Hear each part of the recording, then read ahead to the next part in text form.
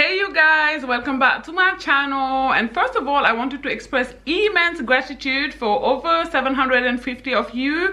Now some of you guys may not know this, but I am going to do a giveaway when we get to 800 subscribers. I'm going to be giving away 18 karat jewelry. So if you want a chance at winning that, consider subscribing to my channel. Now in this one, I'm going to tell you guys about 3 random facts about me. Now fun facts, I love watching, random facts about super small YouTubers, sometimes 50 random facts. It's so fascinating to know, who people are and what they've been through. Now number 3 is going to leave you guys speechless. Okay, so make sure you watch until the end. Now number 1 is that as a child I actually used to play tennis. Not only did I used to play, but I used to play with a trainer, and we actually had a tennis court in our yard.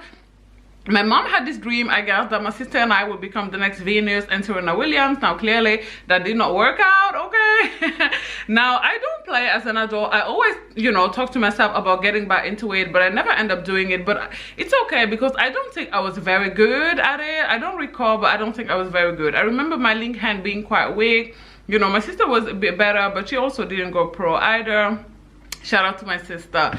Now the second thing is that I once laid this is kind of embarrassing, you guys, but I once laid in my own puke in a plane. Yes. Now in my defense, I was just a child. Okay, now I guess this is time for a mini story time within the video. So when I was 8 years old, my mom actually took my sister and I to Paris. Shout out to my mom. Okay, as a child she was my mom and my dad, and she really over provided for my sister and I, and she always made sure we lacked for nothing. Now she took us. My sister was 10, my sister was 9 or 10, and I was 7 or 8. I don't recall, but I think I was 8 and my sister was 10, right?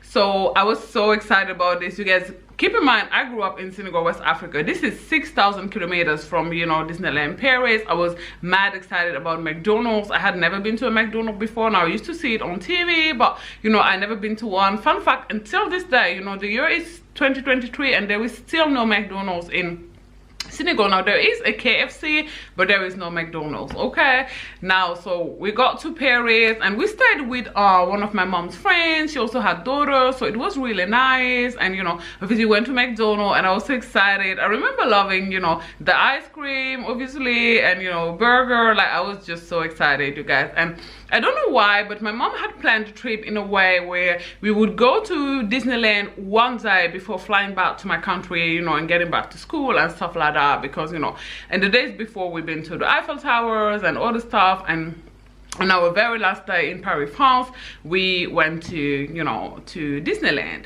So we get there and they had this candy shop, you guys, and these candy shops where you can like weigh in your candy. You can get a bag and different type of candy. You put them in the bag and then you weigh them and then you pay, right? Heaven for 8 years old, you guys, come on. So I get into the shop and I start getting candy. Now my mom was kind of mad, but if you're black or if you're African, that we were with my mom's friend, like kind of my aunt. Every friends of your mom is your aunt if you're black. Okay. And my mom was trying to like put the brakes on me, but like, oh Han, are you sure you won't take that much candy? But my aunt was like, leave her now, leave her alone. You know how aunties be, they're not nice to their own kids, but they be nice to you. The same way your parents ain't nice to you, but they be nice to your friends. It's if you're black, you know what I'm talking about. So my aunt is encouraging. She's like, huh, take as much candy as you want. Okay, do whatever you want. So I'm getting this candy. I'm taking a lot of candy, you guys. Like, probably today, $50 worth of candy. Like a whole lot of candy. Obviously we had a lot of McDonald's, and it was a really fun day. I remember having one of those headbands, super cute, Minnie Mouse headbands. Fun times, you guys. Again, shout out to my mom. I'm actually going to dig out those pictures and try to show you guys, probably not in this video, but someday in the community tab or something like that, right? Anyways, I get my candy and I'm walking through Disney, eating my candy. It's a lot of candy, and my mom is side-eyeing me the whole time, but she can't do nothing. Her hands are tied. My aunt is like, leave the children alone. Okay, so I'm eating this candy and my mom is telling me, girl, I'm eating this candy. We go back home, nighttime comes, we have to sleep. Next day we gotta wake up, go to the airport, and I'm still eating this candy. You guys, like, and it's night, I'm eating this candy. It's evening, I'm eating this candy. My mom is big mad, and I remember even at night, you know, the people went to bed, and I remember waking up and eating this candy. Why? Because, you know, if you're a mom, and I know this because I have a daughter, if you eat too much sugar, like, you're gonna be super hyped and you're not gonna be able to sleep. It's like if you go to bed at the same time every single day, and then you don't get to bed at your bedtime and you get overtired, you're gonna get overhyped and you're not gonna be able to sleep, right? So I couldn't sleep because I had consumed so much sugar, like a ridiculous amount of sugar. Frightening, you know, for the health conscious adult that I am today. So they go to bed and I'm eating this candy, eating this candy, eating this. I remember eating it all, you guys. Again, like approximately 50 bucks worth of candy. So morning comes, we wake up, and the first thing my mom did, somehow she found the empty pack, and she's like, what, did you eat all the candy? And I'm like, yeah. And my mom is like, you know, she disapproves, but again, you know, her friend is there, so she kind of have to behave, okay? So anyways, we have to pack our stuff. We have to get to the airport because we had to resume school, I think 2 days later, so we couldn't afford to miss our plane, our flight. We really had to get to the car. So, you know, we get to the airport, and I'm not feeling well. The entire time, I'm not feeling well. But I'm scared to tell my mom I'm not feeling well, right? Because I know she's going to be like, I told you not to do it. So I'm keeping it for myself. So I'm feeling sluggish. I'm not feeling so all right. But you know, I'm kind of pretending. I'm not saying much, you know. I'm just sitting in my corner. So, you know, we get to the car, or I don't remember if we took the metro. I really don't remember. And then we get to the airport, and then, you know, we do all the shenanigans, and then we get, you know, security and stuff like that, and then we get into the plane, and I'm really not feeling right, you guys. I'm really not feeling well. Like, I'm like, oh my god, this is going to be a long 6 hours, okay? I'm not feeling all right. I'm really not saying much, and my mom is like, you know, you're awfully quiet for someone who usually talk as much as you do. But I'm just like you know, I'm just quiet. And then I felt it, you guys. I really felt it coming up, and I'm like, ooh, this is problematic, you know. And I thought I'd have enough time to run to the bathroom, you know, and do it there so that my mom doesn't see it, but it didn't happen. You know, I remember puking right in the middle of the aisle, you know, between the aisles in the plane, you know, they have like 2 aisles, you know, and I remember right in the middle of it, you know, actually on the shoes perhaps of the flight attendant. Very embarrassing, you know. And she was like, it's all right, sweetie, until I puked again and again and again. At this point, they were kind of like, you know, kind of fed up with me.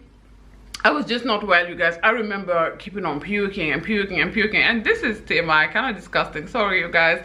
And yeah, and then at some point, you know, I remember being so tired and so weak because I hadn't eaten anything, you know, because I wasn't feeling well, that I was just, at some point in the maybe 2-3 hours, you know, within the flight, I was just laying in it. I remember just laying in the thing, disgusting, and my mom was fuming, okay, fuming. I remember, you know, doing the ride back from the airport to the house. She's like, you're stinking up the whole thing, fuming, you know, go home. And she gave me the most angry shower ever, you know, with the sponge.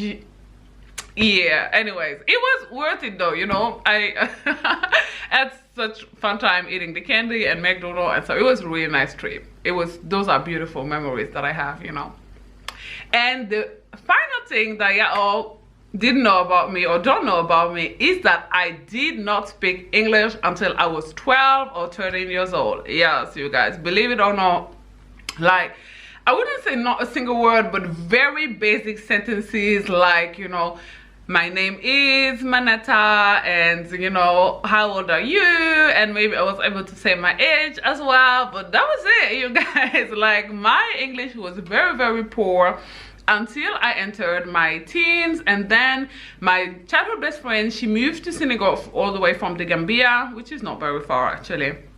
And you know, I learned how to speak English a bit in order to gossip with her about people. Toxic, I know, but that's actually what got me, you know, into it. And around that time, I also switched school. I also started going to the Senegalese American Bilingual School, but I personally didn't find that school really improved my English. But I didn't care for school, to be honest. But yeah, but I really wanted to learn in order to converse with my friend Aida, who lives in Japan now. Shout out to my friend Aida.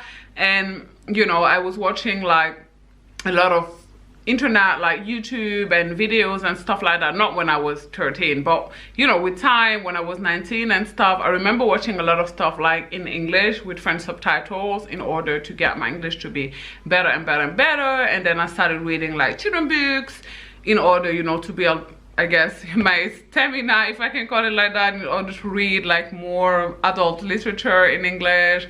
So yeah, you guys, I wanted to share that to encourage you, to motivate you, tell you that you can do anything you set your mind to. I mean, today I have a channel with 759 subscribers and it's all in English. So you can do it. If you set your mind to it, you can do it. And on that note, I'm gonna love you and leave you here. If you enjoyed this video, do not forget to give it a thumbs up in the comment section down below. Let me know, you know, what do you think about these facts, and do not forget to subscribe to my channel as well, and I will talk to you guys soon.